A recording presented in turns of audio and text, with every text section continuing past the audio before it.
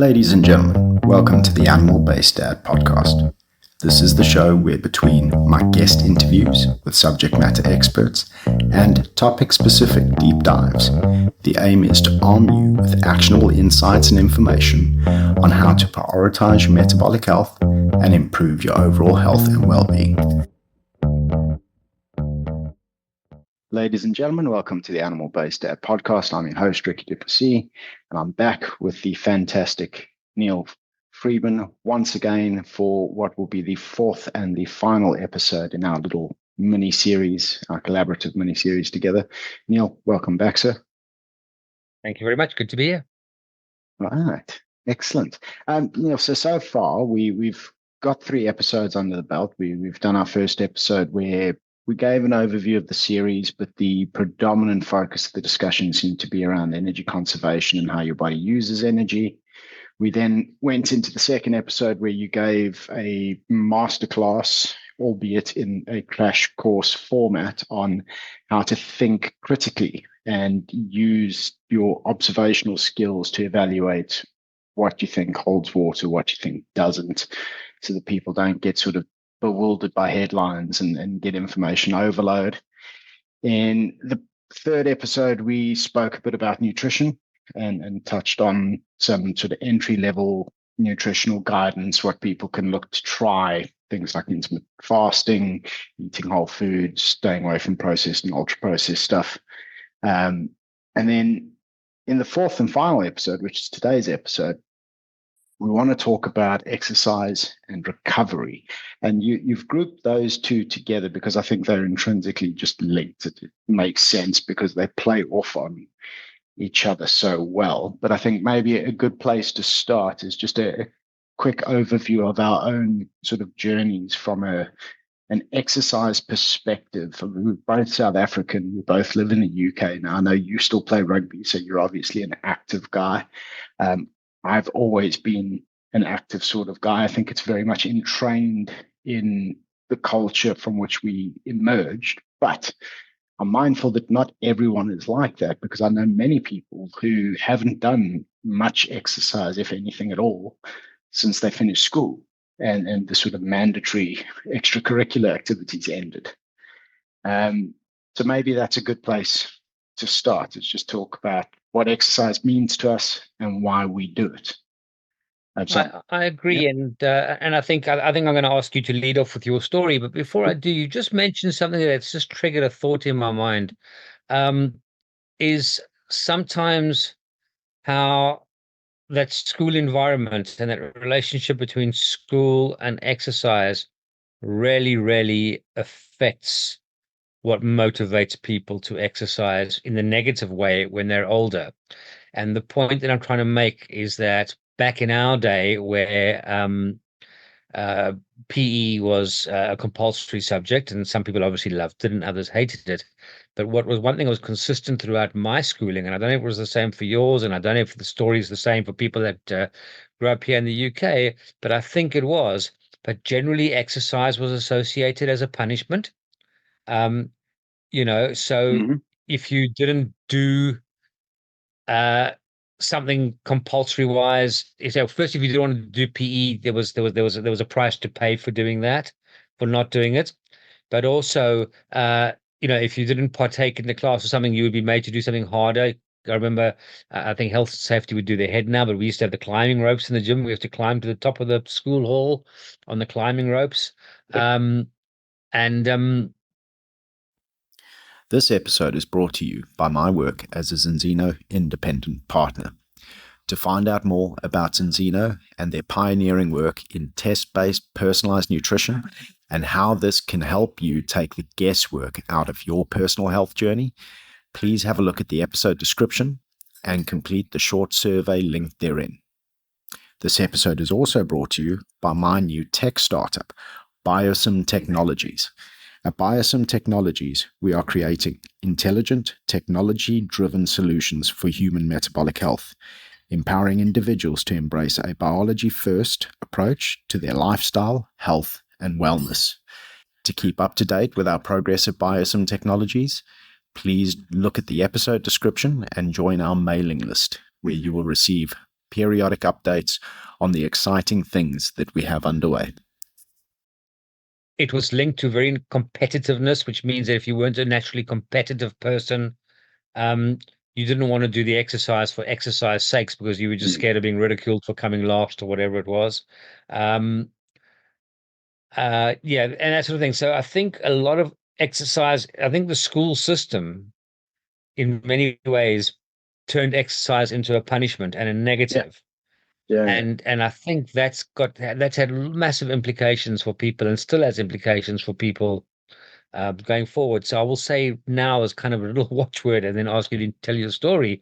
If we're parents, I mean, we are parents, but anyone else who's listening who are parents, the sooner you can make exercise fun for your kids, something that they want to join in with. Yeah. It's even, it's child and parent time. Whether that's pedaling on a bicycle together, going for walks regularly, kicking a ball about, whatever it is. If you can make exercise fun for your children now in their formative years, that's going to make them into such healthier, happier adults later. Yes. So let's do that. It kind of reminds me a little bit about something you posted on LinkedIn the other day, where you hauled over the big pharmacy company here in the UK for one of their adverts, where they kind of made that hiking up the mountain look like something to be avoided. Yeah. And they were all happy and delighted when they forgot their boots behind. Really turning stigmatizing exercise as against sitting and doing nothing. And I think well, not we all, but many people are at risk as parents of doing that and sending that wrong message. Anyway, you mentioned school, so I thought I'd just cover that off. But, yeah, no, I think that's a very valuable point, and I think you're right. I mean, I went to boarding school in South Africa, and we're going a few decades back now, so it was a different lifetime. There was still corporal punishment, and but I think there was tie-overs from the sort of how the military approach to things had spilled over into the school approach, and school was really a preparation for your military service that was to come later. The structure around discipline and how they approach things were very similar all the way through. And yeah, like push-ups were punishment, hill sprints were punishment. If you did stuff, or if someone did something and they didn't own up, the entire form was punished together, and you ended up doing physical activity as your punishment. And for some of us, that can build great camaraderie, and it can build, like, it fires up that competitive edge, and it sort of gets the juices going, as it were. But I can see for sure, like for some people, that there were some kids at school, man, they hated it. They suffered because they just weren't natural athletes. And it was crap. And it wouldn't surprise me if I was to get in contact with some of them now, if they've never been back near a gym or anything again, which is terrible, because you can guarantee their health will have suffered for that. Like, not saying that gym is the be all and end all by any stretch of the imagination, but our physiology requires physical stimulus, regular, strenuous physical stimulus. It's just part of how our being is put together. So yeah, I think that's a good point. I think that inadvertently the older school system, because I don't see it so much with my kids in school at the moment, but the older school system for sure, like the physical activity as a punishment mindset, it was damaging to some, definitely. So now that we've given our ages away, and you're younger than me substantially, so yeah, but I've had a look at some of the audience demographics, and there's some people below 24 that will be listening to this and going, I don't know what they're talking about. Well, you still got away with one because you did the boarding school, but you didn't have to do the military service. I had 2 years of compulsory military service after school. Yeah, true. I did try to get into the military, though. Fortunately, I was medically discharged through recruit training, and that was the end of that, because I would have ended up in Helmand a couple times, and getting shot at is not conducive to good health outcomes. So, but we digress. Right. So if I was to take my journey with exercise, I've sort of touched on it already, but born and raised in South Africa, went to boarding school through high school, lived on the coast. So things like surfing, life saving, rugby, athletics were part and parcel of growing up. It was just the done thing. And in very many ways, the out of school stuff, the surf, life saving, biathlon, surfing, so on and so forth, were part of the rite of passage within our community. I'll use surf life saving as an example. You started out, what did they call us? Nippers was the little Yep. juniors, and you would get there on a Sunday and you would practice all your stuff, your relays and your swims and your flags and this, that, and the next thing.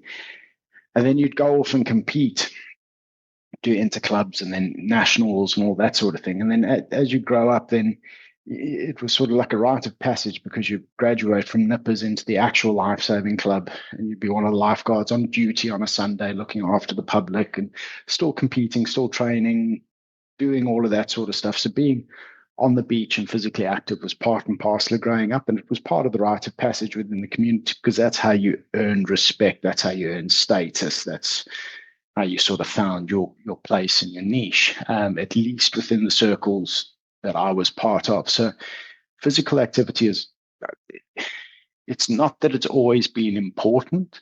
I haven't always been aware of the importance of it for health outcomes. It's just that it's always been part of life and lifestyle. It's just always been something to do. And it's always been centered around play, which is something I've posted about a few times as well, because it's something that I think is hugely important to how our minds work. Mammals have, Dr. Jordan Peterson covers this quite nicely, mammals have a play circuitry in the brain that is part and parcel of us finding our place in society, within our social groups, within our families. It's responsible for sort of uplifting us and forming our personalities, or putting us down and really destroying us, depending on how well it's nurtured or neglected. And I think because physical activity was always part of play for me, it was always something that I enjoyed doing, and it was always something that was just part and parcel of lifestyle. It was only really as an adult and since having kids that there hasn't really been the time for play in that sense. So like I haven't been doing jiu-jitsu for a few years now. I'd love to get back into that once the kids are a bit older and there's a bit of free time back. But I've then had to continue working out in the gym because I now understand how important physical activity is from a health perspective. So I've moved my focus to, okay, what I have available to me today that I enjoy doing is getting into the gym and doing some bodyweight calisthenic based workouts. And I've found the enjoyment in that. But I do think that for a lot of people, I think play and finding a sport or an activity that you enjoy playing, whether that's on your own or with others, is such a key part of making it sustainable for yourself. So I guess to summarize all of that, I've always been active. There's been short periods in my life where I've been inactive due to an injury or a surgery or something like that. But for the most part, very active guy, decent shape, never really questioned why I needed to be active because it was always just part and parcel of play and the lifestyle built around that. What about you? Well, weirdly enough, not too dissimilar. Yes, I've always had the rugby thing, but Clifton Surf Life. So in fact, the way it kind of worked around rugby in Cape Town was you played rugby in the winter and you were a surf lifesaver in the summer. Yeah. So yeah, that was the summer sport. Well, we did a job as well in terms of looking after the beach. Sorry, I have a fly walking over my leg and it's really itchy. So get rid of that. Um, so yeah, so surf. In fact, one of my claims to fame, if you like, is I came up as a Cape Townian. We came to compete at the SA Champs in your part of the world, up in Margate in Natal, in 1984, and I was a young upstart 18-year-old, 17, 18-year-old, and picked up third place in the beach sprint. So in 1984, I Nice. was the third fastest beach sprinter in South Africa, and I got to represent South Africa in the World Champs, um, Awesome.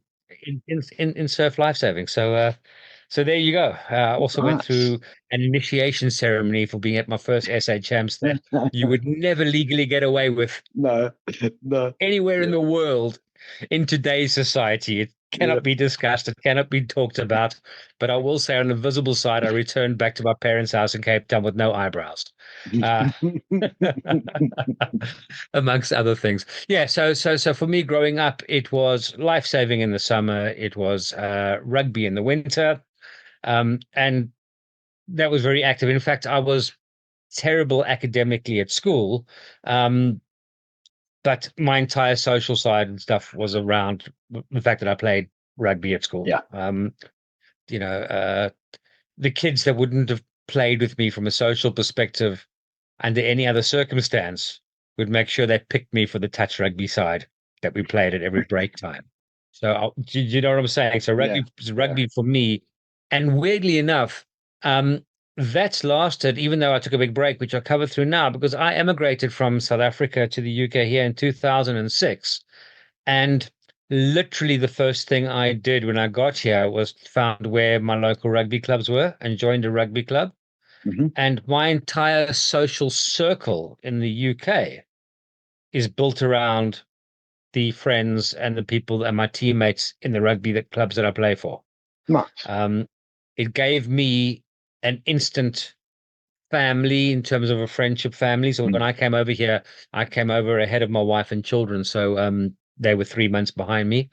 But from knowing nobody other than the work colleagues for the company that brought me over to come and work with, from knowing nobody, I joined a rugby club, started playing rugby, and I had a social Yeah. network instantly.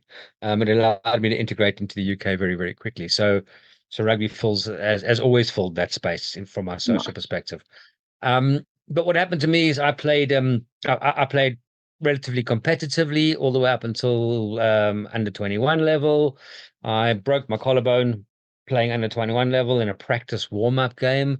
Um, and took the season off, took that summer off and all that winter off and that summer off for my collarbone to heal. And somehow that 1 year off became 13 years off.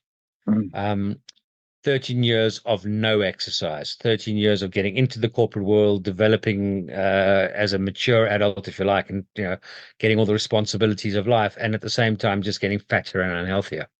Um, and then I think I've documented my story in the previous podcast I've done with you, not this deep dive series, but the other Yeah. podcast that we did. But yeah, it was in 2005 when I was at my heaviest, and diagnosed as being pre-diabetic. Um, then I started going to the gym again and set the goals that I spoke about in episode one. Yeah. So I don't want to repeat ourselves here and set that process in motion. But part of the motivation for that was that as soon as I could, I got back into playing rugby. So stopped playing at the age of 21 and I started playing again just before I turned 40. Um, Nice. and started playing at vets level. And then as I backward engineered my life, I moved from vets to thirds to seconds up to firsts, and now I'm playing seconds and thirds. So, Nice. um, yeah. So So that's kind of my story. But again, in that growing up phase, as you say, exercise was a good outlet for me. Mm. Um, and I think part of the challenge that I had, the reason I had that 1 year became 12 years off, and I think the science is catching up with us now, is that being physically active kept me mentally. I could bury anything else that was troubling me. I Yeah. could get rid of it in the gym. I could get rid of it in the rugby field. I could get rid of it on the beach, doing sprints or whatever it might be, or going Yeah. for a swim. Um, and when I took that year off to mend the collarbone, um, the mental demons, for want of a better word, that hadn't really plagued me because I had the physical activity as a means of dealing with it, started to build up. Mm. And it was the accumulation of those that said, okay, we'll just do another year without sport. And that became Mm. the downward spiral. And it took the conscious effort to get back into doing physical activity, going back to the gym 3 days a week Yeah. and starting to get myself. And it was only after being back in the gym a few weeks that I found that peace that exercise brings again. Mm. Um, the troubles of the world don't affect you when you're doing sport, when you in the gym, when you're going for a walk. Yes. It Yeah. doesn't have to be in the gym, as you pointed out. For some reason or other, those things um, get get naturally suppressed. Yeah. Yeah. Um, and yeah, um, yeah, there's a link in both directions. You stop playing sport, some sort of, I'm going to say depression, maybe not depression, just sort of cognitive decline as a, you just don't have an outlet. I guess other people have Mm. other outlets. I mean, let's not, if Yeah. you might have an absolute hobby, building model boats or model railways or whatever it might be, Yeah. and that's where you clear your mind. It's a focus point that isn't a focus on the drudgery. Yeah. Yeah. No, for sure. It's definitely one of the practices that can force you to be present in the moment and not concerned with peripheral things that aren't quite happening or the worry of what may happen if. Because yeah, I know Yeah, like I work out fairly hard, and yeah, in the moment, you have to embrace the suck, and to quote David Goggins, and just yeah. get through the workout because the workout is hard. It's physically taxing, it's mentally taxing, but you're present in that. Yeah. And I think that kind of brings us to a good point of where of where we really should be looking, because we're going to be talking about physical activity today. Because one of the things that I'm aware of is, as we've spoken, we've been maybe a little bit hard on physical exercise. But what I mean is that if somebody is watching this is currently not doing any physical exercise, we haven't necessarily excited them at the prospect. Um, so so so so What, so, what do let, you so let's mean? so let's bring that, because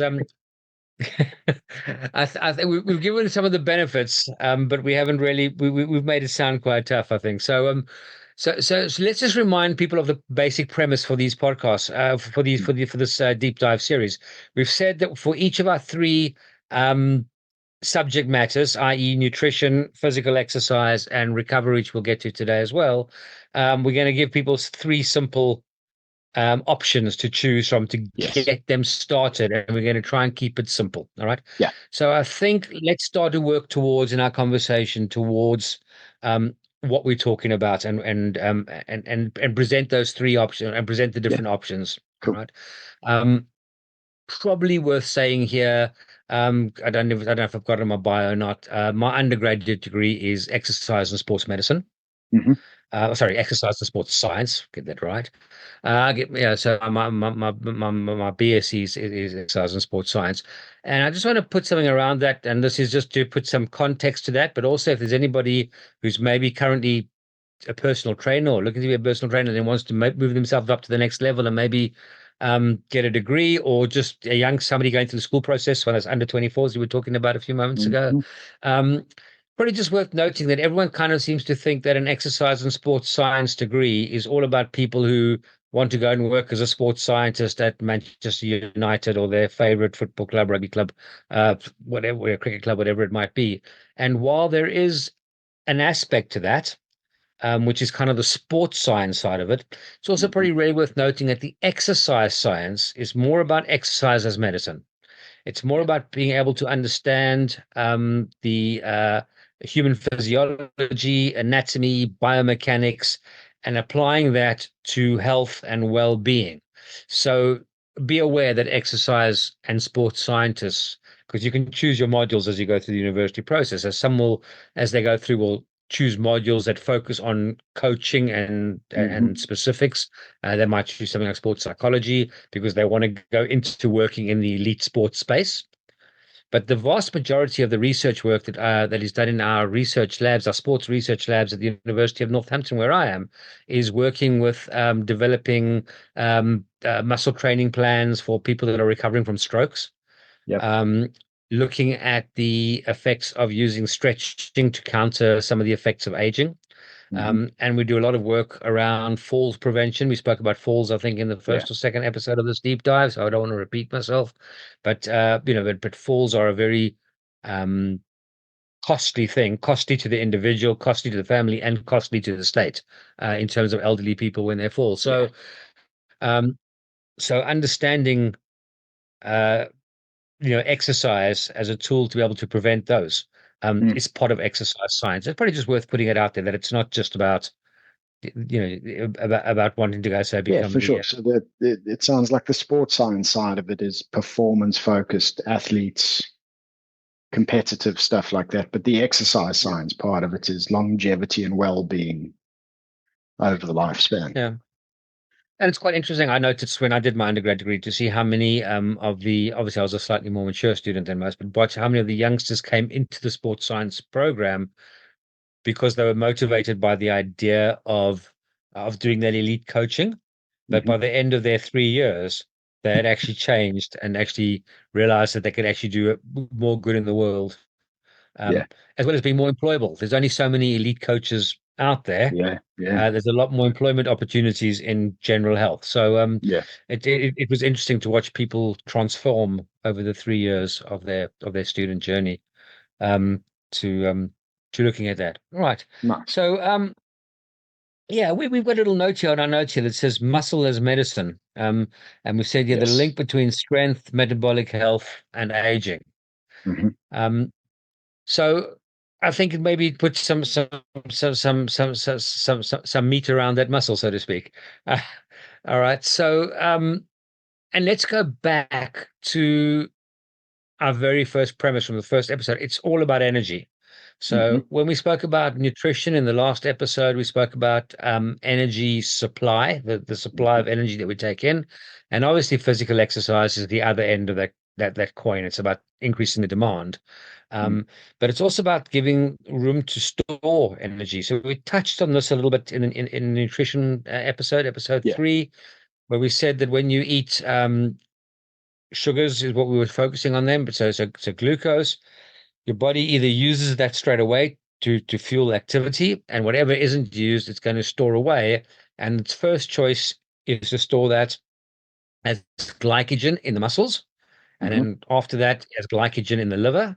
And Hmm. when those two spaces are full, then the third choice or the last choice is then liponeogenesis to turn that glucose into fats and then lock that away Yeah. as fat and healthy stuff. And the point that we made was obviously if you have bigger muscles, you have more storage capacity for glycogen in Yeah. that healthier form of storage. So, and I'm not talking about having more muscles in terms of, looking like Arnold Schwarzenegger, Yeah. It uh, you doesn't know, doesn't need to be or winning extreme. Mr. I'm not talking about that as that aesthetic something. I'm just talking about having a decent amount of muscle mass relative to fat mass and bone mass. Yeah. Um, yeah. And then, of course, there's all the side of muscles in terms of stability. So this is why, Mm. um, weirdly, the older you get, the more it's important that you focus on resistance training, lifting stuff that's heavy. And by lifting stuff that's heavy, that means lifting stuff that's heavy to you. Yes. So relative to your own capability. Um, and that doesn't have to be in the gym. There's a gym is a good place for it. You can do it Yeah. quite formally, but gardening can very often mean lifting stuff that's heavy, moving things about. So there's lots of ways to do stuff. But the reason that's important is you've got um, two forces, if you like, that are counteracting here. One is this concept of muscle sarcopenia. So just Hmm. really simple. Your muscles want to grow as you get older till you hit about, well, you obviously go through your peak through puberty and then your early 20s. Then things start to stagnate in your 30s if you don't train it. Hmm. And if you're sedentary, then from about age 35, you start to get muscle deterioration, slow muscle deterioration, which is muscle sarcopenia. And once you get to about 50, that really starts to accelerate. Yeah. Um, Yeah. Now, that can be slowed down through physical activity. In fact, it can be stopped, it can be reversed. All right. Hmm. But weirdly, the older you get, the harder you need to work to prevent that from Yeah. happening. Yeah. And I think that that's quite well understood. I certainly think we'll struggle to come across anyone who wouldn't agree that the longer you neglect that into your lifespan, the more you're going to struggle to try and undo that later, which is why it's hammered home so often in the sort of social media and the circles that we run in around metabolic health, that to adopt a lifestyle that focuses on building a decent and retaining a decent form and or frame as early as possible in life is important, and then you want to maintain that going forward. Because yeah, like sarcopenia is, you touched on what you mentioned in the first episode with falls being so dangerous and costly for not just the individual but for their family and for society as a whole in the elderly population. And it's sarcopenia that sort of contributes directly to that problem. Absolutely. And it becomes weirdly self-perpetuating. So somebody might have a minor fall, so they have a fall, but they don't break anything. It just gives them a heck of a fright. Mm. But as such, they may decide to walk less, or they keep walking, but they in order to try to prevent their falls, they take shorter strides, which Hmm. means their balance area, their Yeah, the the cadence. wider your legs are apart, the more balanced you are in terms of distribution of gravity. So people start to take smaller and smaller steps to try to look after themselves, but actually that then becomes the exact opposite because you then have a narrower base, Yeah. which means you become intrinsically less stable. Yeah. And that then leads to the second fall and the third fall, and then that becomes the Mm. broken hip, the broken leg, and some of the real nasty stuff that happens out there. So it's really important, because obviously as you're taking smaller and smaller stride lengths as well, you're also stretching the muscle less. All right. Mm. Um, but let's just talk a little bit about um, the three types of exercise or three types of physical activity. And I Yeah. want to try not to focus on exercise specifically, but three types of physical activity that we reckon everybody should do. And Yeah. as you get older, you should do it more and more. And I want to try and give you kind of the why, and we've touched on it a little bit. So the first thing we've spoken about is stuff that's going to help us build muscle, and that's Mhm. the lifting stuff that's heavy. All right. Yeah. So that is resistance training. And by resistance training, we just mean basically doing something where you have to oppose gravity. Yeah. All right. So you've got some gravity or some force, and that's trying to resist you, and you're trying to push against it or Yeah. pull against it. And that's going to exercise your muscles, eccentric and concentric, and there's lots of really good sciencey stuff we can talk about, but we're not going to. But you want to make those muscles work. And as we're getting older, and we're talking about just from a healthy perspective, guidelines is that you should look to do that a minimum of twice a week, Yeah. right? And keep that up. So that's what we mean when we talk about resistance training. The other type of exercise that we need to do is to build my personal subject matter, the mitochondria. All right. Mhm. So this is again giving our cells what they need to be able to properly utilize energy, to transfer or transduce, to be technical about it, the format of energy that arrives in the form of nutrients and convert that into the chemical form of energy, which we call ATP, which is the Mhm. energy that our bodies use to work, right? It Yeah. drives all our tissue and our cells. Um, and to do that, the kind of exercise that we're doing there is aerobic exercise because it involves air. And really, what we're talking about there is doing something that makes you breathe heavily. Okay. Um, so, really keeping it simple here. So, resistance training is fighting against gravity or fighting against a resistance force to move something. And then the aerobic training is to make you breathe heavily. So, we'll talk a lot about you don't have to go for a run. You can just do a nice, good, regular morning walk or afternoon walk. Um, But I need to stress there's a difference between going for a gentle walk Mm. and doing it to build your aerobic capacity. When you go for a walk to build aerobic capacity, the kind of walk we're talking about, you need to get a little bit out of breath. All Yeah. right. So it's not, you should, and it's good walking is a great social thing to do as well. but you know that you're probably working. People talk about zone 2 training and all of these things, and I don't want to get bogged down in that sort of thing. My guideline for that is you want to get to a point where you can kind of hold a conversation, but you can say about 2 words at a time, and then you need to take in a breath, right? Yeah. Yeah. So if you are walking and just talking and the words are blurbing out You're of your not mouth and you working have a hard. conversation like we're having now, you're not actually building that aerobic capacity, Yeah. right? So you want to build that, and that aerobic capacity builds mitochondria, but it's also linked to your mechanism by which oxygen gets delivered from your lungs to all your working cells, and that's your cardiovascular system. Hmm. So that's working your lungs, at keeping blood flow growing through your arteries and your veins, and working your heart to deliver all of that.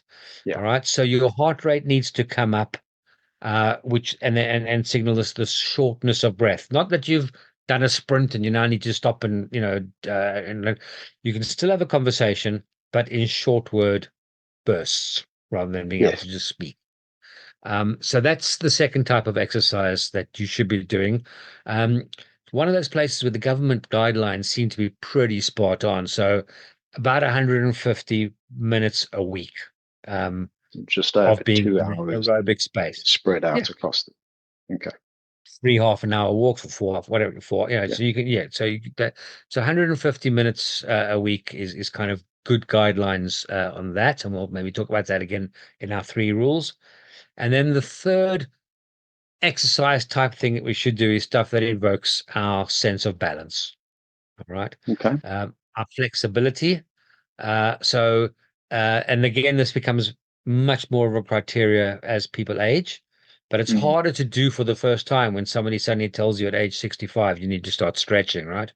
So, getting into a pattern of incorporating that into your exercise. And here I'm not talking about stretching as a warm up or a cool down after exercise.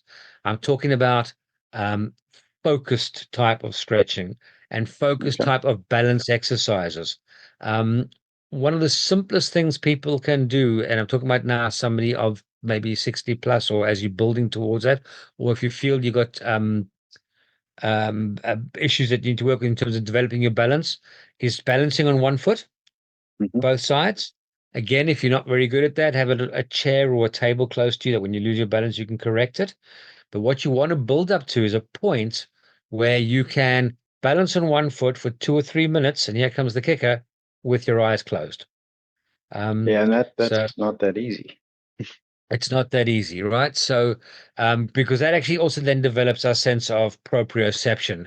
Um, so again, I don't want to get too sciencey, but proprioception is where how our brains know where all our limbs are, right? Mm. Um, so it's that exercise, and this I can do here. Close your eyes and bring your fingertips together. You can get quite close. Now, you've got no visual capacity to do that, but your Yeah. brain knows more or less where your fingertips are and they can bring them together, right? Yeah. That's Yeah. proprioception. That's your brain knowing where your left hand is and your right hand is, all right? And the better our proprioception, the better we can anticipate things. So if you stumble, proprioception is what will help you catch your fall, along with muscle strength Okay. and ability. Proprioception will let your brain know where your feet are Mm. and how to brace yourself or get your hand to touch something like that.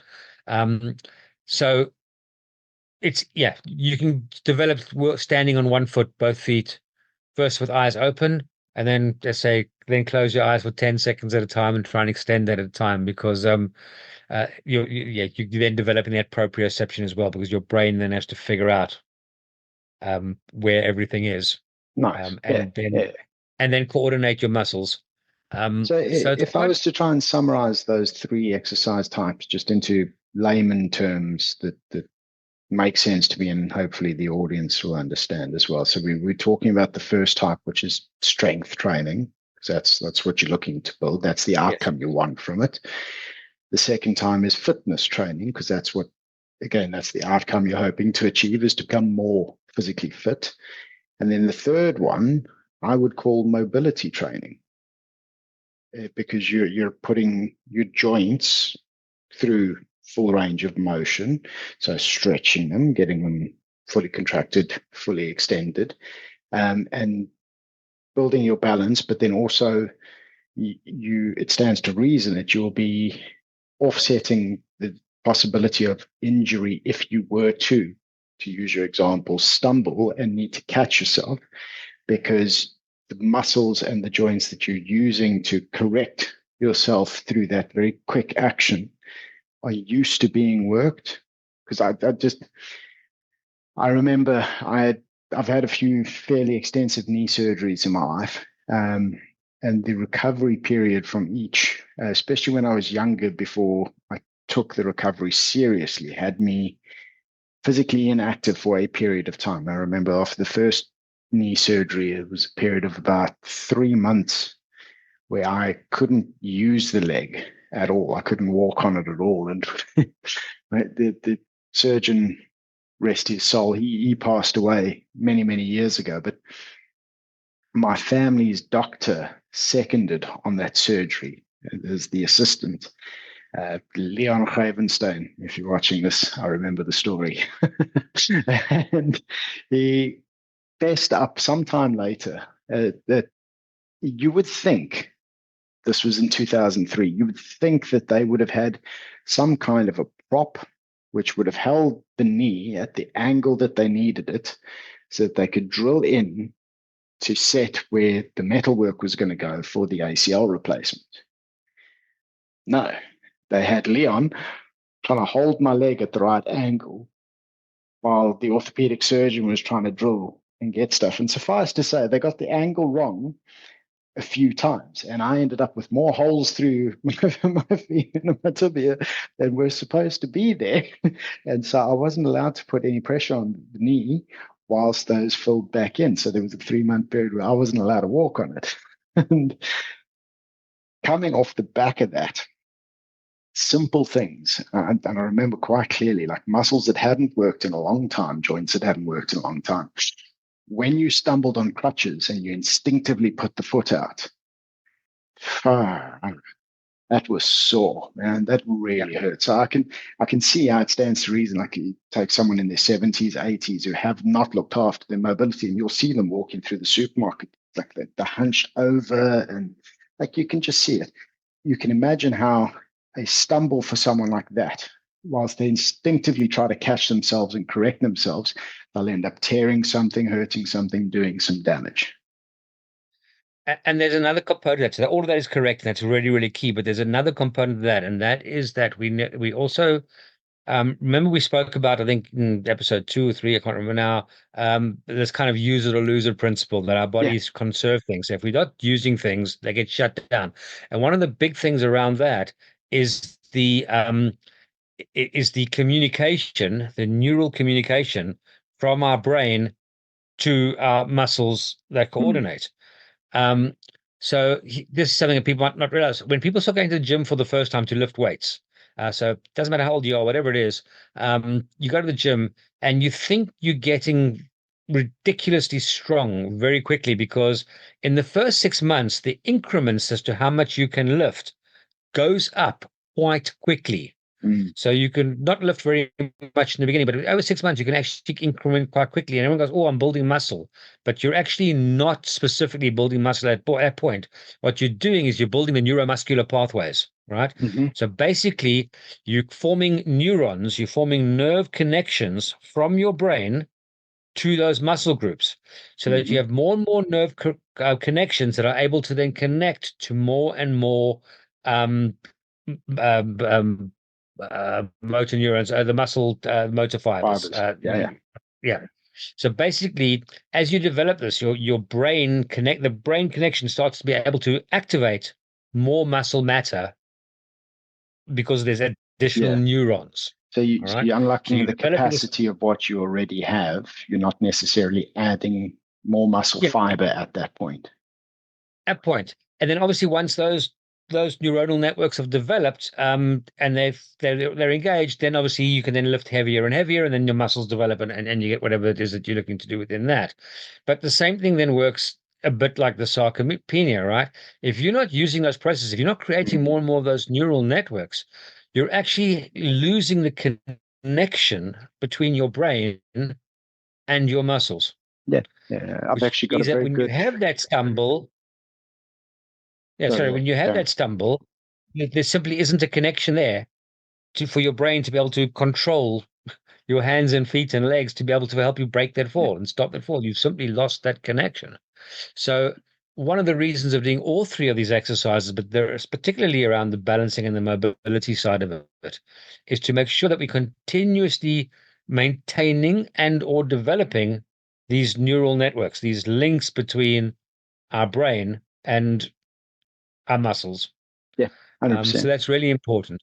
I've got a Um, personal example of exactly what you're talking about there. And it took me a little while to figure it out. So I grew up surfing, used to surf competitively.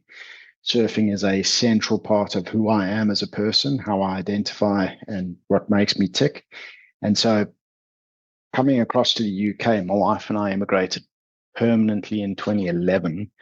And we wanted to set up in London. And the plan was always, for me at least, like to figure out how to reincorporate surfing as part of my lifestyle so that I can have that in my day to day. But life doesn't always go to plan and things happen and you have children and yeah, there's careers and life becomes infinitely more complex and complicated. And to the point where you look at it now and you go, oh, like nearly a decade and a half has gone by and I get to surf very infrequently. But more recently, with the wave pools and stuff like that have been built, I've been able to get to the wave pool and go surf. But one of the things I've noticed is the takeoff, which is where you're paddling on your stomach and then you pop up on your board to get to your feet. You obviously don't stand with your feet together like you do on skis. You're more like a wakeboard or a surfboard. You've got a lead foot and a back foot.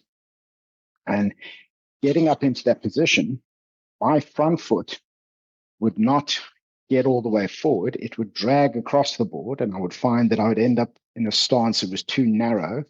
And once I was up, I'd have to shuffle my front foot forward to get to my neutral stance and then surf. And that stuck out for me because it wasn't something that naturally happened when I was younger. It's not something I'd ever struggled with before. yeah. And it took me a while to figure out it's my right hip. My right hip is not used to lifting the leg as high as it needs to go to clear the board and get far enough forward. And so that's something I've had to find ways to train in the gym environment and in everyday environment so that on the odd occasion that I manage to get into the water, it's not a struggle.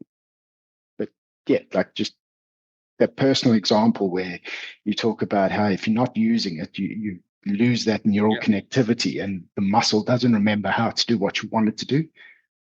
And you have to retrain that and regain it. You've literally got to grow the nerves. You've Yeah. literally got to develop the physical neural connection. Um, so people don't know this, but I mean, I remember it. I remember the first time I learned it at university, my first year, and I couldn't believe it. But we always think of these cells in the body, right, as these tiny little things, little Mm. microscopic things you see on there.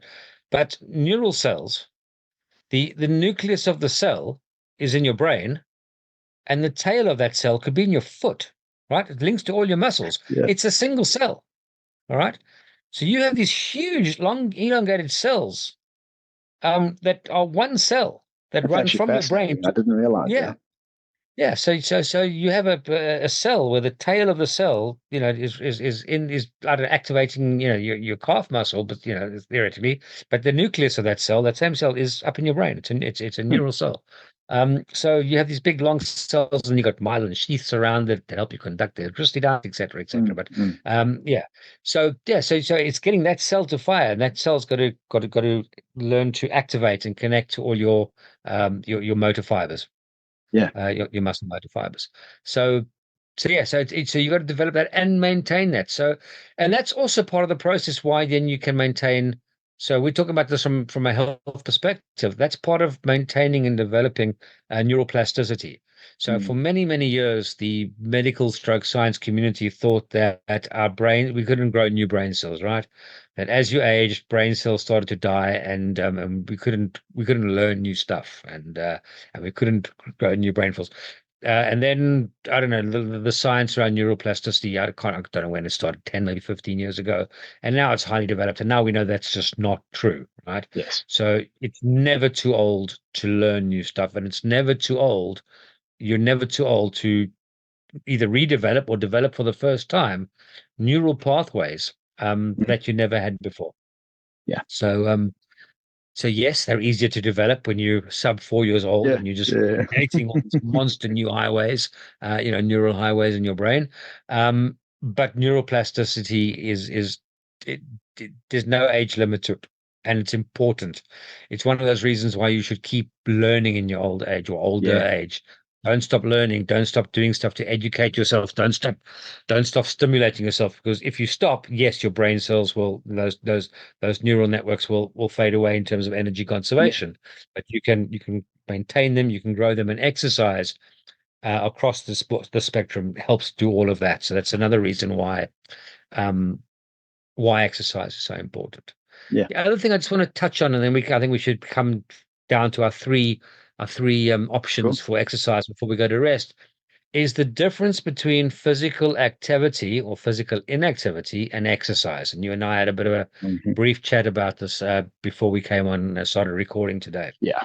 So there is a huge thing where people go, well, I've been to the gym for an hour in the day, or I've done a run, or whatever it is. So I am physically active, and therefore all the rules about being physically inactive don't apply to me. Hmm. And all the modern literature, all the new literature says that's wrong. All right. Yeah. You can be, you can do an hour or 2 hours of really intense exercise every day. But if the rest of the day you're sedentary, the harm created is probably greater than the good you've created with the exercise that you've done. Yes. So, so there's difference between being sedentary or non-physically active and doing exercise. So you need to do the exercise. We've covered that, and we'll go through the rules Yeah. around that. But that doesn't give you a pass for then being able to sit down and be inactive for long periods of time. I mean, there was a great study, and I can't remember who did it now, and it's going back many, many years. I think it's called the bus conductor study or the bus driver study. Um, Effectively, they looked at longevity and health of people that worked for a bus company. I can't remember if it was here or in the US. Mm. And they just noticed that bus conductors, back in the days when you had conductors, lived a whole lot longer than bus drivers. Hmm. And through all of that, they actually just determined it's because the bus conductor is standing all day, walking around, whereas Yeah. the bus driver is sitting in a seat. Yeah. And that was one of the first studies. It's now evolved. The science, the literature has evolved a lot since then.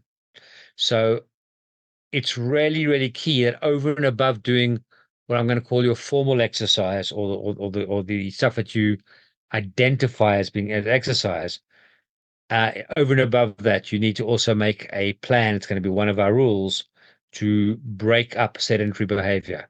And I'm Yes. also very aware that for some people in their jobs, that's very difficult, right? If you're a truck driver, bus driver, doing long hauls, if you're a train Yeah. driver, um, these things become Mm. quite difficult. I do think in our modern world today, things like call center agents are being made to sit down way too long. Hmm. Although with headsets nowadays, you can stand up while talking on the phone, but you'll probably have a better phone call standing up. Yes. In terms of quality, especially if you're doing cold calls and sales calling and you're using the phone for that methodology. I've spent many years in sales, and I found standing up made it far easier for me to engage with somebody on the telephone. Yeah. Um, but yeah, so really we're talking about the fact that if your job or your lifestyle gives you any flexibility, find a way to not sit. And this is going to be one of our rules, not sit for more than 20 minutes without taking a 5-minute stand. Yeah. So And if you we're can both break falling up your foul of that sitting, rule right now. absolutely, 100%. Um, but you should do that. You should, yeah, Do what we say, not what we do. As I said, yeah, within that, within capacity. But Yeah, if no, you for are sure. I in, think, and I get the fact that you can't do that if you're a bus driver or your truck driver, because it might be one of the reasons why the bus is never getting to where it's supposed to be on time. The driver keeps stopping every 20 minutes to go for a walk. Yeah, and it doesn't have to be a long activity. You're not going to get up and go and, but just 5 minutes of stretching your legs and moving about before you sit again. yeah, The health benefits of that is now becoming so well researched and so well documented. yeah, Um, so in terms of physical activity, I think let's put down our three options and let's start with that one that's there. So um, I would even call this a non-negotiable. If your job permits it, make sure that you are standing up and moving for at least 5 minutes in every 20-minute period. yeah, So you should do 5 minutes of walking within every hour. All right. yeah, yeah. No, I like that. I would frame it slightly differently for people who would find that challenging in their jobs, because I don't want it to be a case that they then think it's a write-off and they can't do it. There's other ways that you can incorporate non-exercise activity, because that's what we're talking about. Yes. So things like household chores, walking to your bus, or getting off a few stops early off your bus or your train or something like that, and walking to the office, or taking a flight of stairs instead of the escalator or the lift. There's other ways that you can incorporate non strenuous. So we're not talking about strength building. We're not talking about cardio building. You're talking about light activity, but just making sure that you get a decent amount of that in during your day, over and above your strength training or your cardio training. Correct. Yeah. Correct. Which then brings us to the second one, and you've kind of just stolen some of my thunder, but we'll Oh, we'll put no, it in a sorry. bit. Um, joking. So in terms of that cardiovascular system, that fitness training, as you like, so yes, you can do things like the couch to 5K, which we think we spoke about in episode 2 or Yeah, episode no, 1. I I'm can't not remember doing now, that. but go back and listen to that. Um, but or treadmill running or cycling or rowing. I really like rowing as a cardio exercise. People kind of don't think about doing an hour on the rowing machine. I like it because it's actually building mitochondrial mass in my upper body, where Mhm, normally we tend to be more anaerobic rather than aerobic. So because you're using your arms and your back mhm, in a way. But the point that I'm going to get through here is what we're trying to do here. So this could be your walk, right? But we said you need to get yourself out of breath, mm, and stairs are an absolutely great way to do that. So I'm going to say that as part of what we're pitching here, your option number, your second rule to do once of your three choices for physical activity. Option number one, as we said, is to make sure you move for 5 minutes every 20 minutes. Option number two is you want to get yourself out of breath at least 3 times a week. You want mhm, to try and build up to that 150 minutes of this type of exercise a week if you can. But stairs is a great way to do that. So if any of us work in an office environment where there's more than one floor, we always have that option of the elevator, the lifts, or the mm, stairs. And again, we can build to that. All right. So if you work or you live on the third floor, if you've got to get to the third flight of stairs and you're always taking the elevator, you can progress to that. What I would say as a starting point is switch the downhill to the stairs. mhm, So if you starting point, elevator up, take the stairs down.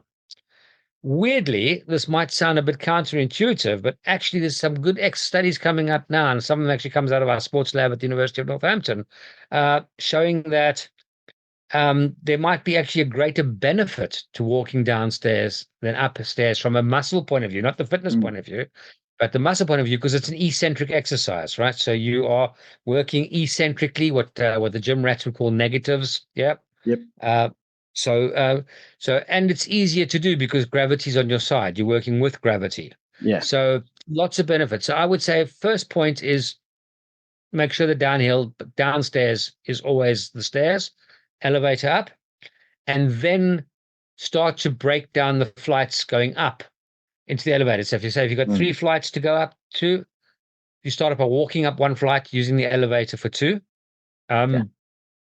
And again, you've got some options there. I'll leave you to work out which works for you. Do you take the elevator up 2 flights and then walk the last flight, or do you walk the first flight and then take the elevator up the other 2? And then when you suddenly find you can walk up that 1 flight of stairs and be having a more natural conversation at the top of that 1 flight of stairs, then it's time to bring in the 2nd flight and then the 3rd flight. So you can incorporate this 150 minutes any way you like. So it could be a jog, it could be a walk, but I said it's not a soft walk. It's not a walk where you can have a complete conversation. You've got to get yourself out of breath. So you want to do something to get yourself out of breath for about 150 minutes a week. And that doesn't mean you have to be out of breath for the full 150 minutes, but you've got to get out of breath. So if you're breaking it up into 40-minute walks, by the last 10 minutes of that walk, you should be breathing hard. Your heart rate should be elevated. So that's your second one. And then you want to do something that's resistance twice a week. And I get the fact that a gym can be a very intimidating place for someone who's not used to it. I think depending on the gym that you go to, more and more kind of more not as scary as you first think. I mean, weirdly enough, some of the people in the gym that you think are the most intimidating looking are the ones that'll probably run and help you the first. You know what I mean? They will. Most regular gym goers, some of them maybe too enthusiastically, are happy to offer their help. Just make sure the person who's offering help knows what they're talking about. But yes, but what I'm saying is you don't have to go to the gym. So Amazon, all these places now sell resistance bands. I know that I had a good set of resistance bands during COVID when the gyms were closed. And the ones I found a good combination that worked for me were the normal stretchy bands with different resistances, and they're all marked different colors of different resistances. And there's all this information is available on the web. But the ones that I really liked are the ones that had a hook and they're hooked into the top of the door frame. So you could really pull and push and spectacular videos for those. Yeah, with the door. Yeah. Not the bars that go across your door frames, because just having watched YouTube, I wouldn't have any faith in hanging my body weight from one of those. No, but you just want to make sure your door closes properly and they clip properly, so they're anchor into something. And again, there's plenty of workouts that you can work online. So if you want to get yourself into a point where you're slightly more confident, then you can do that. And the other things that I've seen now in the gym quite a lot is more and more people, it's a little bit annoying sometimes, but I can see the value in it, working with online personal trainers. So either just following a series of videos on their phones as they go through, but I've now actually seen people working with a personal trainer in a live situation, but the personal trainer's on the end of the phone. Which is fine if they're using earbuds. It's not so fine when they're on speakerphone and you're busy training and they're on the machine next to you and you can hear this voice coming out the phone to you. But what I'm saying is that there's lots of different options now for doing that. So my 3 options, I would say, this is a starting point. You actually ultimately want to be able to do all of these, as with all the interventions we're talking about. But for the starting point, option number 1, make sure you avoid being sedentary for more than 20 minutes at a time. 5-minute movement break every 20 minutes. Option number 2, get yourself into a position to get yourself out of breath at least 3 times a week, so up to 150 minutes. So at least 3 times a week, whether that's going to the gym, whether that's running, whether that's walking, whether that's climbing stairs, etc. And option number 3 is start working on the muscle, the strength, the resistance side. So that should be at least twice a week. And that should be progressive. So you should be going, if you're just moving pot plants, pots full of soil have different weights. So get to the point where you can lift up pots. I will say, if you're going to be doing that and you've got no assistance there, before you start just randomly picking up heavy-ish pots off the floor, watch a couple of videos of lifting properly in terms of your leg position. You don't want to lift from your back. You want to go into like a squat position and drive up through your legs rather than Yeah. putting the sprain on your lower spine, especially if you haven't worked your back for many years. You're going to give yourself an injury if you don't lift properly. There are loads of videos online on how to lift properly. There's a great little video, you can Google it, I'm sure, that actually shows how a toddler, the actual videos of a toddler still in nappy, how toddlers naturally lift things up, and naturally they do it perfectly. So a toddler, when they need to pick something up, they squat down, pick it up, and stand up from the squat position. It does help, of course, that they're much closer to the ground as a starting point than an adult, so they don't have so far to go. But if you just look at that, there's a video of that shows this. I think it's one of these health and safety videos in terms of how to lift properly. But that's the kind of thing. So make sure you are lifting properly and don't be progressive. Don't look at the heaviest thing in your garden and say, right, I'm going to move that. Good part of Be your humble in your ability and work your way up. Rather start too light and realize that it's too light, and then incrementally increase until you find the right space. And do different movements. So think about your body. And one of the things, if you are going to do a formal thing, there's loads of personal trainers, there's loads of gym programs, but there's just one of my little pet hates that I see in the gym. So if you are starting at the gym and you are working with a personal trainer, if you're new, you're not going to start with splits. You're not going to have like an arms day and a legs day and a back day and a shoulders day and all of that. Your initial point is to develop these motor neurons that I spoke about and build up your strength. So you want to start off with full body workouts. Yeah. And if you've got someone putting it together for you, a good full body workout always goes from biggest muscle group to smallest muscle group. So you generally start with your legs, then you'd work with your chest, then you'd work with your back, and you'd kind of end off with arms. All right. Yeah.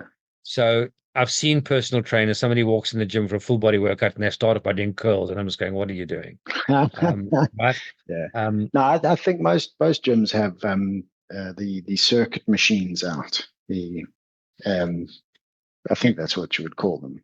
Resistance machine circuit machine. Circuits, and they go in that natural progression. And as a starting point, as an absolute newbie, that's arguably the perfect place because it's a safe movement. You can control the weight, and it's laid out in such a way that you do one exercise after the other in a relatively well thought out order until you've gone around the circuit, you've done your whole body, job done.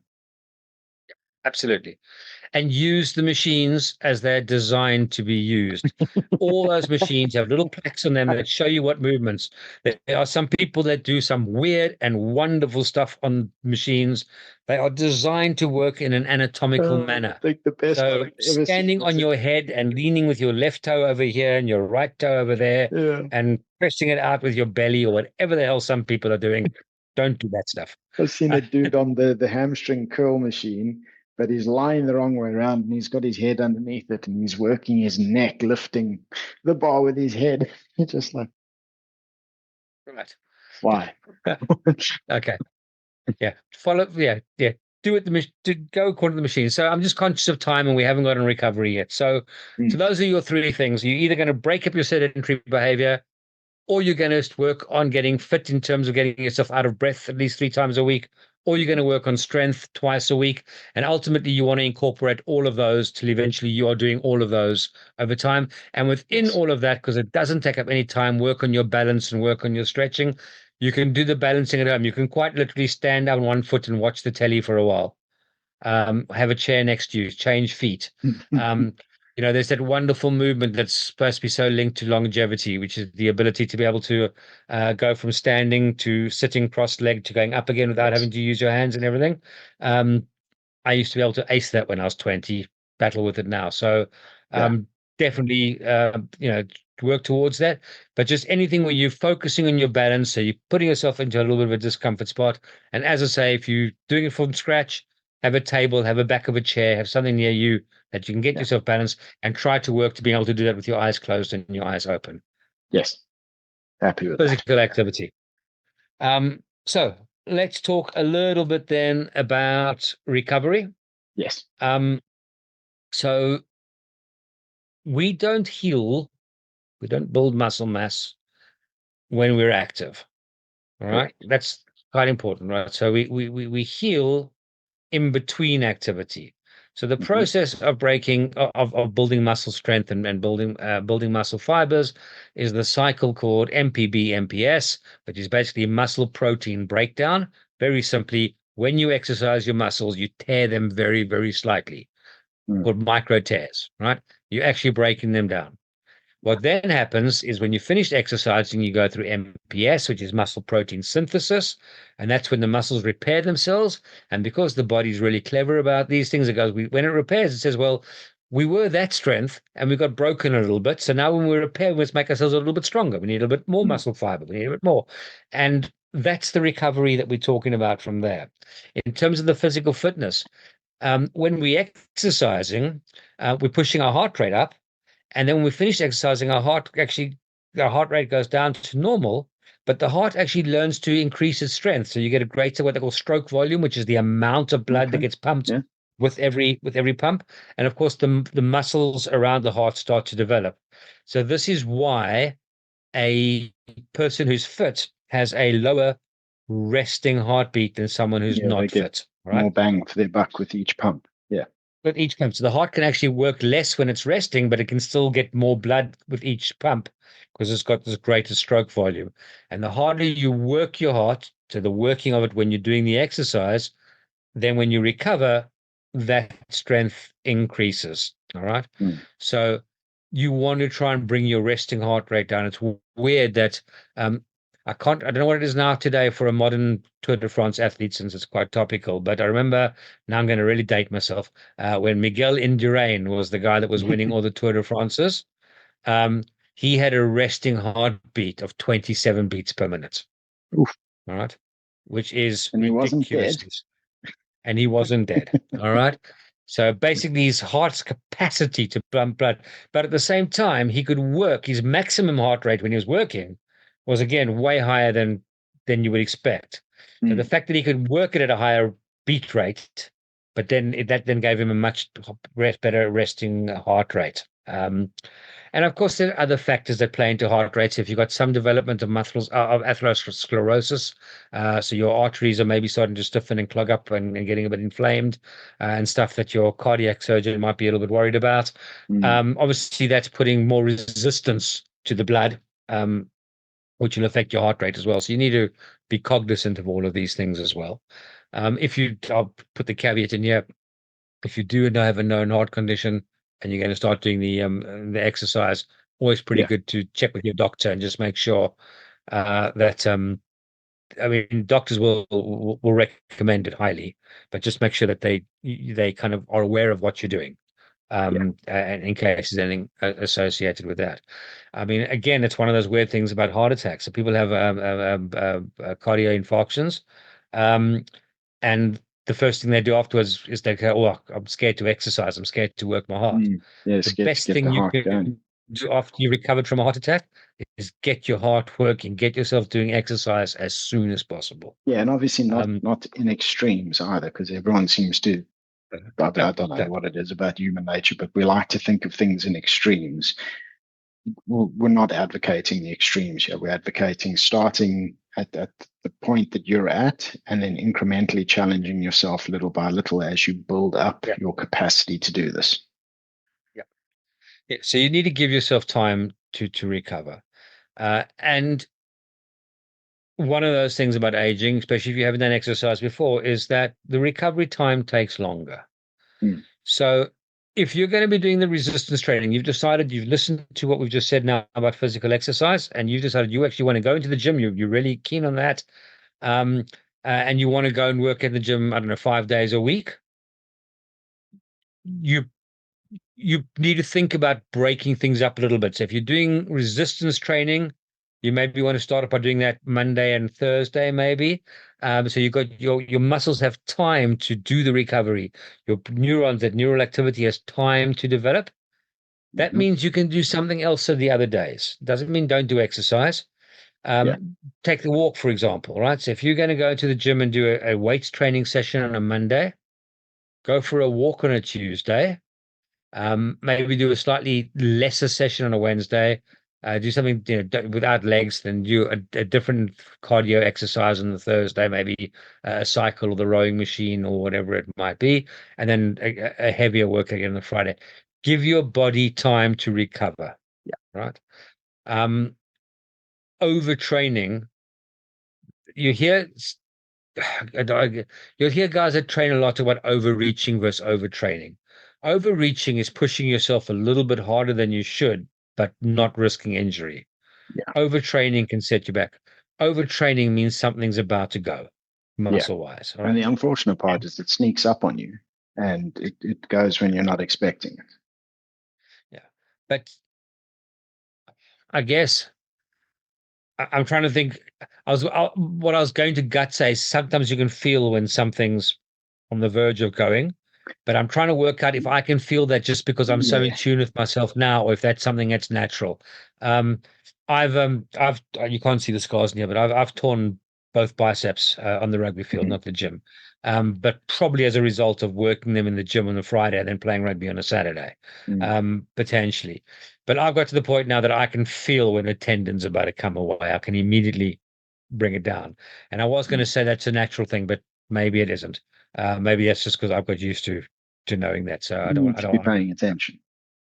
Yeah. Um, and don't confuse that with DOMS, right? So delayed onset muscle soreness is what DOMS is. Um, when you work muscles for the first time and you're not used to it, there's a 4-day effect where the stiffness sets in. It gets a little bit worse the next day, and on day 4, you're normally at peak I stiffness. remember That's a funny little adjunct, but I remember being a kid in high school and I was at Glenwood High School in Durban, so it's all boys boarding school. Gibson House sat there and they had like what was an old war bunker that they turned into the gym for the boarding house. And a bunch of us are down there. And of course, now you got a room full of testosterone, like hormonal bloody teenage boys, like all trying to compete with each other with the weight. So everyone's trying to outdo everyone and overdo bicep to the point where not the next day, but the second day afterwards, I couldn't move my arms out of the T-Rex position. They were just stuck here. And I had to brush my teeth by holding the toothbrush still and shaking my head because I couldn't move my arm to do it. It was too sore. yeah. All right. So DOMS is something, especially if you haven't exercised for years or you haven't exercised at all. And that's a natural thing, and it does get Yeah. easier. And the more you do the gyms, it does get less and less. Um, and there are some things you can consider taking to help them. So there's some research that says taking an antioxidant um, might prevent Okay. DOMS. Mm. I'm not super enthusiastic about that. But there's a difference between getting the DOMS because you've done exercise for the first time, which is good and normal and natural. Mhm. And if you don't get DOMs, it's also not the end of the world. Some people don't get them, so don't go, oh, I Yeah, didn't it's work not hard enough, something you so I didn't want. get. Let's be honest. But you don't have to have it as the other point. It's not an indication of how hard you work Yeah, necessarily. yeah, Um, but yeah, but there's a difference in that and overtraining. So just make sure yeah. you give your space. That muscle protein synthesis process needs the time between workouts. It's also a good way to do things so that you don't do um if you're doing 2 full body exercise training sessions a week, work all the same muscles but work them in a different way. Mm. So if you're doing, you might do like a bench press on free weights on the one day, then use the chest press machine maybe the next day. Yeah, Or if you're pressing and you can't see my hands, but if you're pressing out even on the machine on the one day, then the next day when you do chest, do flies, do a lateral movement or an open yeah, and close movement. So you're still working your chest, but you're working it slightly differently. So so build through that. So that's the other thing. The other thing then is the other part of recovery is obviously sleep. Now mm. there are, I think, full episodes. I think you did one with Roderick on recovery and Yep, sleep, and there's lots of good stuff to talk about sleep. And so I wanted to keep it down. Really simple. Bad sleep or no sleep will kill you. yeah, All yeah. right, Sleep it's is that simple. massively important. There's so many reasons for sleeping. scientists are still trying to work out exactly what it is about sleep that is so important. We have some of the answers. We don't have all of the answers. Um, I find sleep, and particularly dreaming, I think, is kind of a way of processing uh, recent events in our lives. Don't know what I've I'm processing there because I dream You know some what weird stuff, man. so do I, but I found that things obviously I don't remember all my dreams, but every now and then you'll wake up and you'll remember a dream, particularly if it's quite a strange one. Yeah. And in that moment, I try to look at how that dream might be related to something that I've been thinking about over the last 3 or 4 days.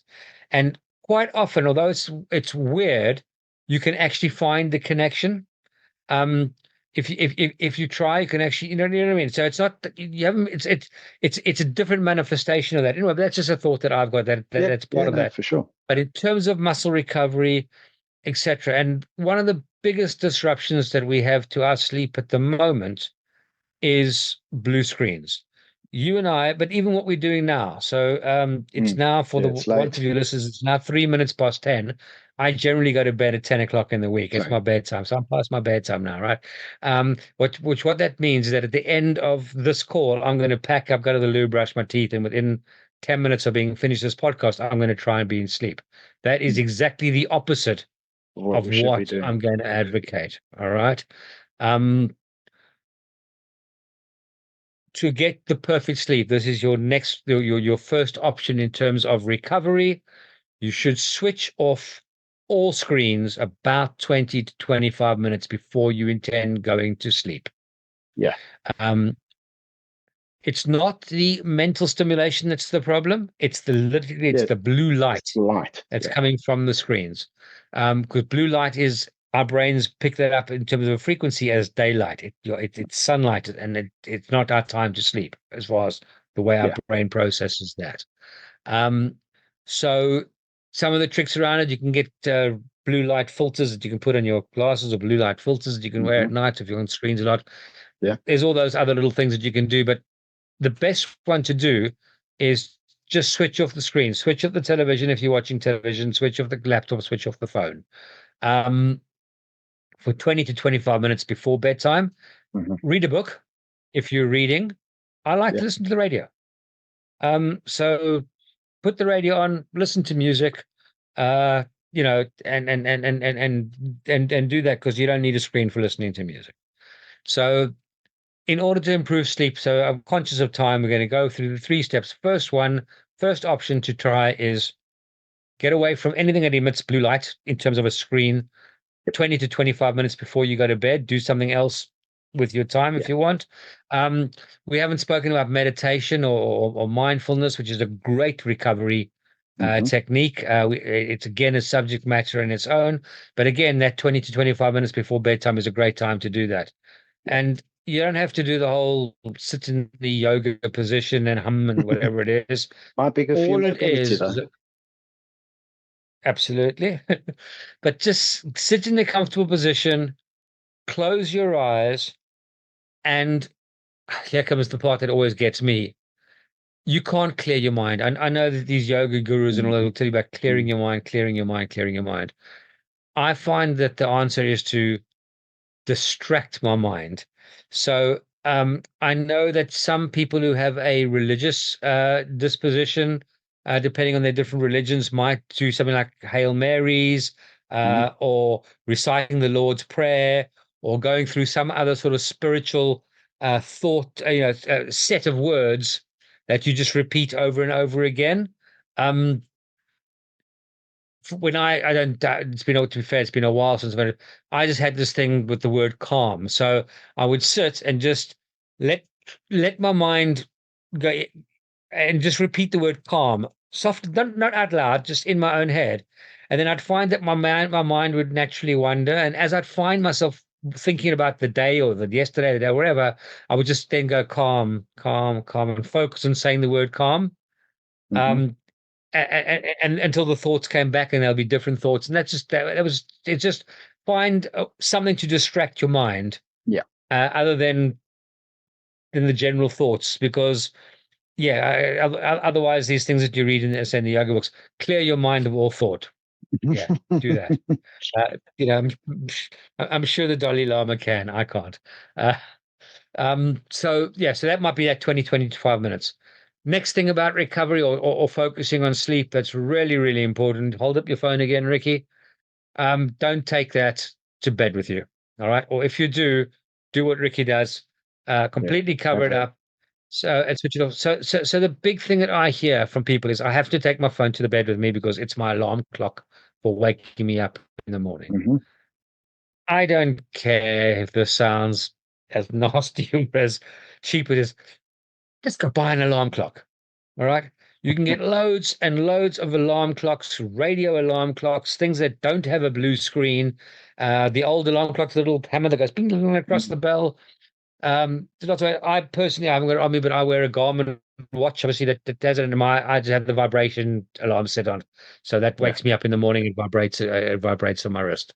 Um, so you don't have to have your phone as your alarm clock. There's two reasons that the phone is a problem. Number one is that blue screen. Generally, if you've got the alarm still on, you've still got the phone on, and Yeah. then it starts. I've noticed this some with other people's phones is the screen suddenly just does a color thing in the middle of the night. She's listening to me. I walked past my daughter's room the other night while she was sleeping, and her phone the screen was on and was going like blue and green and blue. She was fast asleep. But even if you don't aware it, it's affecting your sleep. It's really good. Yeah. But the other thing is that little red flashing light that tells you you've got a message Mm. or you've missed a call. Um, I don't know about your general listener, but I'm one of those people that if I see the light flashing on my phone, I've got to know what it is. I can't ignore that there's something on my phone and I don't know what it is. All right. Um, and so people will wake up in the night, they'll see that flashing light, and then they'll reach for their phone and they'll switch it on. Yeah. Physically And push their then, thumbprint or whatever it is, see what it is, and that's the blue light, and that's all of that. yeah, And that generally, just interferes. so I mean, my practice is when I go to bed, I turn my phone off, I plug it into the charger, which is downstairs, and I don't touch my phone until I get back from the gym in the morning. It doesn't come into Mm. the gym with me. Um, so there's Now, no distraction. that just to take a second on that, like, because again, you and I come from what would probably be the last of the generations who saw the truly analog world, saw the advent of what is mobile technology, and saw it become part and parcel of day-to-day life. So for a lot of the younger audience, what we're saying now makes no sense, man. These are basically extensions of themselves, and you want to switch it off and leave it downstairs. And so, because I work in mobile and wanting to be a bit more practical, what I do is I've got a flip cover. Now, yes, it's a grandpa bloody flip cover, but it completely covers the screen, right? There's absolutely no light that emits from this thing, even if someone's trying to call me. It goes on complete silent mode, and it just has my alarm, and it sits next to the bed. And I see no light from it, and I don't touch it. But this is where discipline comes into it as well. So if you're going to have the phone in the room with you, because I appreciate that there are people who won't be able to bring themselves to leave it elsewhere in the house, you do need to exercise the discipline to leave the bloody thing alone and not to be scrolling and fiddling with it during night, because the bottom line is you're interfering with your sleep at a biological level. It's not a mindfulness level. You're not just distracting yourself. Yeah, You well, are literally interfering with your sleep at a biological level because of the blue light yeah. and the stimulus as well. Yeah. But yeah. And for me, I know this sounds a bit can't the words right now, but blasé. But it's easier not to be distracted if it's not in the room with you. Much Yeah. easier to reach for it if it's there. So it depends on your discipline. But I would also say yes. I know for the generations after us, that is an extension of their things. But seeing is an extension of our life. We using our eyes, but we shut that off when we go to sleep. We close our eyes, right? Yeah. Um, It's a good point. Yeah. we can switch off some of our functionality. Um, we switch off consciousness. I mean, Hmm. that's you know That's the scariest thing in the whole world. It should be for people. We actually put ourselves into a state of unconsciousness, right? People have their houses burgled and they don't wake up while they're sleeping because they're not conscious enough to know there's somebody in their house. You know, now I'm giving people reasons not to sleep. That's not the idea. The point that I'm trying to make is, yes, in our waking hours, that phone is an extension of many people, but it doesn't have to be at night. Yeah. Yeah. I think Yeah, that's a good we can put it delineation. away. Yeah. And the third option then is then to look at our sleeping patterns and try and have those associated with circadian rhythms. And I don't want to go into all of that now. I know you and Roderick again did a whole talk on that. But Yeah. effectively, you want to try and sleep when it's dark. You want to try and have your sleep process linked to the sun. All right. Mm-hmm. And try and work within within those patterns, which is probably far more difficult for most people to do In modern life. than Yeah. the other two. But it's Yeah. something to strive for and work for. And I will put a little bit onto that as well. Is don't be completely hung up by the minimum of 8 hours sleep a night, etc. I think from a kid's perspective, 8 hours sleep a night is probably a good rule of thumb. But there's also fairly good science that says that as we age, we probably need less and less sleep. Mm. My personal pattern, and I know it works for me, it doesn't mean it'll work for anybody else, is I go to bed, I say normally about 10 o'clock in the evening, and my alarm is set for 4:45 in the morning because I go to gym at 5. Yeah. So I get about 6 hours sleep. If my Garmin watch is to be believed, sometimes it's only 5 hours sleep because you wake up in the night and you've also got your different REM sleep and all of that. And I also don't think these fitness trackers, I don't think the sleep monitoring part of them is the best part Yeah. of It's them. not perfect. Yeah, I think it's the furthest away from perfect of all the other functions that they do. Yes. It's just one of those things that I think that the algorithms aren't quite right there yet, but they're getting better. Yeah. So on the recovery side, we talk about make sure you get a proper spacing in between your exercises. You want to maybe overreach a little bit, but you don't want to overtrain. You don't want to risk injury. Give yourself time to recover, and the older you are, the greater this time is. But recovering doesn't mean doing nothing. It just means doing something different. Yeah. So, as I say, if you're in the gym twice a week, walk some of the other days, or cycle, or do something else to work with that.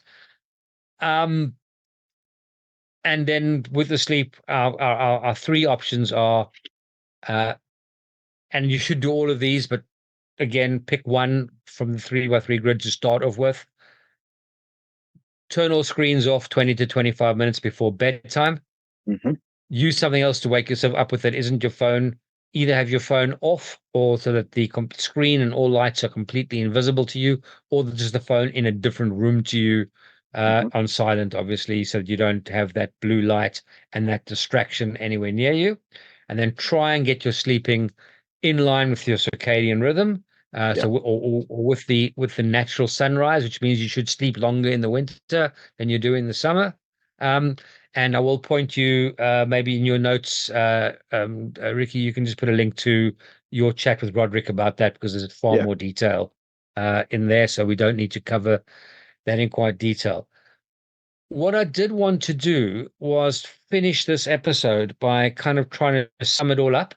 Yeah. But I'm conscious, all 4 episodes, but I'm conscious of the time, and this is quite a long episode. So I don't know if you want to There's consider, going to be and one more. you can. Maybe we do one more, which is a very short half-an-hour one, where we just try and tie it all together and present the 3x3 grid of everything we've discussed. I think that'd be good. So maybe you heard it here first, everybody. There's going to be an episode 5. There we go. No, I like that, Neill. I think that's been good. And I think, the idea of doing a 5th episode, which ties this all together, is a good idea, because as we will get to in that episode, all of this is intrinsically linked, and it all plays on each other. So if you're eating well, you're going to be getting the most benefit for your training, and you're going to be sleeping well and enabling your body to have the best recovery while you're sleeping. And if you're training, you're going to be sleeping better than if you weren't training. And it's all interlinked, and it all works off of each other. And it's all interlinked by that single concept that we discussed in episode 1. It's all about energy.